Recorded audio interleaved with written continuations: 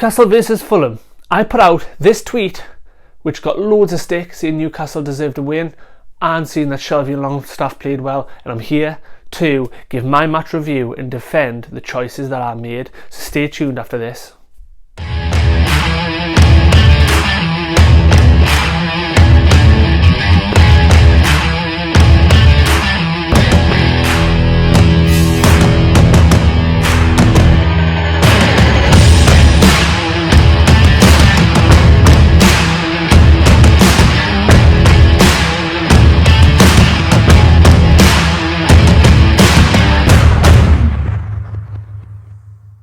Right, where do we begin? Thanks for taking the time to watch.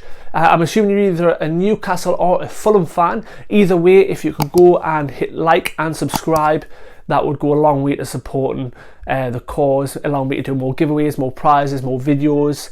And and don't forget to hit the bell, because if you hit the bell, the next time I release a video, you'll get a notification and you can hop straight on that. That would be absolutely amazing. If you're on desktop, down this side, I believe, there should be, if you're watching on like a laptop or a computer, there'll be a little red thing that you can press, hover over it, it'll say subscribe. And lastly, I've got a question for you, and it's in the comments, should be pinned to the top, and it'll say who do you think should have started or should not have started against Fulham. So get down there and comment and I'll get back to you. Yeah, so let's get started. Right, first things first, I would say the final score was 1-1.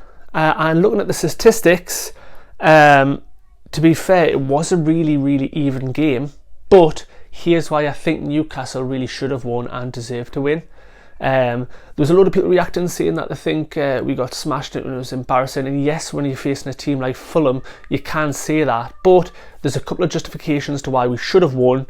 And I'll go through those. Now, looking at the stats that are on the side, you're going to notice a few things. We had near identical passes and pass completion, so our pass percentage was near identical, long balls near identical, actual possession was near identical, tackles are near identical.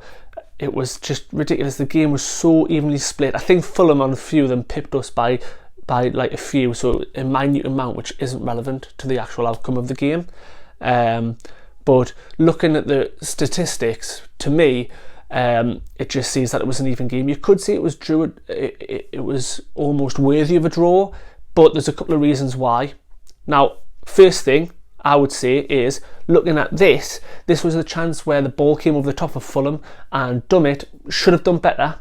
Okay, I can't remember which footballer who it was for Fulham, but the ball goes over the top. Dummett should be in closer to him, and I think he was goal side, but he was just nowhere near him. He let him get in behind. However, the players completely missed it, and that, for me, summed up Fulham's attack for the most of that game. Lookman had a chance near the end of the match where it got hit straight at Darlow. There was a header that went hit straight at Darlow, and this opportunity here, which was really the best opportunity of the full game, they couldn't finish the dinner. They couldn't, and I don't think they deserved to score. They got one lucky goal which was off target and came off Matt Ritchie's face and went in. So yes, Dummett let us down there, but that was their best chance. That was Fulham's best chance, and they let themselves down. So first point to why Newcastle should have won is because Fulham, for a start, couldn't finish the dinner and they got a lucky goal. That's it for me. Okay. On to the next point. The next point for me was opportunities like this. Basically, I thought that when we were on the ball, every time Fulham got on the ball, we defended quite well. We closed them into a box, and when they were in a box, they kept passing it back, or we would win the ball. Very rarely did they get in a position or attack us where I thought, oh, this isn't going to end well. Now, looking at moves like on the screenshot, there were so many opportunities where our footballers were getting in behind or ahead of the defender when there was an opportunity. So I think on the screenshot here, there's a moment where there's a defender which is pushing the line back. So I think it's Almiron who's in ahead of his defender, and that summarised our attack for the full game. We were constantly committing people forward to attacks. We looked more dangerous on the ball. We were getting really based on that. Just for example, on this one, if that ball had been played first time to Almiron through, that could have been a goal easily. Okay, or if it was played directly behind to whoever's on the right hand side of the box, that could have been a goal easily. Now, yes, it didn't pan out like that, and that's where I think we got let down, to be honest. I think when it got to that final third and we were near the edge of the box or in the box, there just wasn't enough quality. And it was those moments where first time passes or first time shots or better accuracy on the shots could have got us a win. But I would say that when we attacked, every time, well, not every time, but most times we attacked, I thought, right, here's a good opportunity. We looked confident, we looked like we were ready to score, and we didn't look like Fulham, who were just boxed. There was a couple of times where there was a couple of them got through, took it past a couple of our players and looked dangerous, but as soon as they got close to that final third, they fell apart. Whereas I feel for us, we actually looked the more dangerous team, despite what the statistics say. It was just that final shot in the last box. So there's loads of instances like that where we could have been better, and it was that quality in the final third that really did let us down in terms of getting more goals. And that's one of the reasons why we should have won, because on another day, if we'd had our shooting boots on, or we were just a little bit faster to the ball or a little bit quicker with that pass, then we could have won by a couple of goals.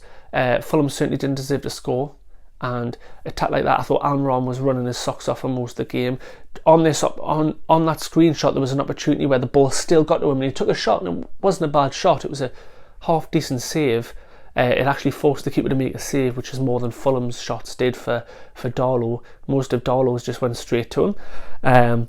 But yeah, I definitely thought that we looked more attacking. I thought when we were on the ball and we were attacking, we definitely looked more like scoring, and we committed more men forward than we normally would. Whereas Fulham, there was one opportunity in the first half where they got down to the right wing, and it was very much reminiscent of a Newcastle performance where there was nobody in the box, so there was maybe one person in the box and we had 5 defenders and nobody bothered getting forward for Fulham. It was shocking. But yeah, that's the first point. Well, that's the second point. On to the next. Is anybody else like me and loves this guy, Matt Ritchie? Yes, he's not the most talented footballer. He's done some good stuff for us. It's a shame what happened during Fulham. But you can't help but think, in the changing room, Matt Ritchie must be a real motivator, if he's anything like he is when he's on the pitch. But for me, against Fulham, there was a couple of opportunities where he was all right, but I think if you watched him on that wing, as soon as Fulham did have a counter-attack, his legs were just gone. He couldn't keep up at all. I remember one instance, he was running back and he was running, and then you could just see the moment he started to realise that he couldn't keep up, and he just stopped. He just slowly slowed down, and that was it. That was his turnover. A couple of the balls in the box weren't the best that he's provided, and looking at the goal, look at that. It's what can you say? How often do people like Man City concede goals like that, or Liverpool? It's typical Newcastle style of goal. The ball was going wide. It's completely caught him off guard, and it's actually gone into the back of the net. It's a shame. If it wasn't for that goal, it would have been 3 points. And again, I think it should have been 3 points. But for me, if we're going to be changing the football like the plan is by Steve Bruce, Matt Ritchie, for me, shouldn't be starting, because in order to play that kind of football, we're going to be higher up the pitch, and he's not going to be able to get back unless he's starting in a bit of a left back position, okay, instead of Dummett, and Dummett's maybe next to him if we've got 5 at the back potentially, and then that way he's got cover if he comes back, and then Dummett slots into left. But other than that, I love him, but I don't know how many opportunities there are that he should be in the squad based on the type of football we're playing and the amount of pace we currently have up front. So that wasn't a point about why we should have won, but I thought, for me, based on the question that was down below about who should start and who shouldn't, I think we need to really consider where Ritchie should be within our starting 11. He should still be in the squad, definitely, and depending on the opposition, how we're going to play. I'd rather Ritchie played in a more defensive role against a bigger team where he's going to be further back on the pitch and not get up the pitch as much, but starting him against Fulham, for me, doesn't make sense. You would be better off with Murphy, personally. What's your thoughts? Let me know. Get me on Twitter or something. Anyway, on to the next point. Right. Lastly, the thing that got me slaughtered the most was probably the fact that I said that Shelvey and Longstaff had a good game, and people bombarded me and that's fine. That's your choice if that's what you want to do. I don't condone it. Steve Wraith recently released a video called Think Before You Tweet, and it's just about how people may perceive your actions. So, but that's fine. I'm justifying it a little bit here because I think a lot of the time people jump on and they do what I did. So, for example, when I used to watch Shelby, I used to see the sluggishness, and I used to see that he wasn't really trying. In some games, don't get me wrong, he does put in less effort, and Longstaff got a lot of stick. But here's a couple of stats. So, during that game, Shelby did, how many was it? 61 passes maybe, or 81 passes, 61, let's say 61 passes in the net. He was our player that made the most passes during the game, and then you've got the next one down was Longstaff. They made the most passes during the game. Okay, they also had the highest pass completion rate throughout the game, so they're, out of everyone, when they were making passes, they were on top. Their pass percentage to the amount of shots they took, they were some of the most accurate passers in the game. Okay, yes, there was a couple of times where they're a little bit sluggish on the ball, but that's not their way they play. Okay, we've got them in our squad. We have other players that are available. So, for example, the big debate at the moment is around Hayden. So Hayden runs more, and he'll get all the way around the pitch. But actually, the statistics show that Hayden loses the ball more than any other of our midfielders or defenders.